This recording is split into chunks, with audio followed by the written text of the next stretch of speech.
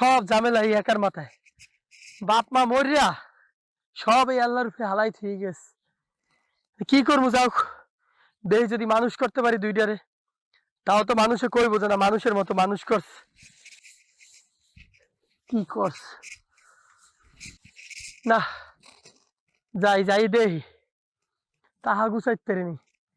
বিকেল টাইমে আবার একটু খেতে লাম মনে যাইয়া টাকা গুছাই দেবো, কালকে পরীক্ষার ফিডাও দিতে হইব। উফ,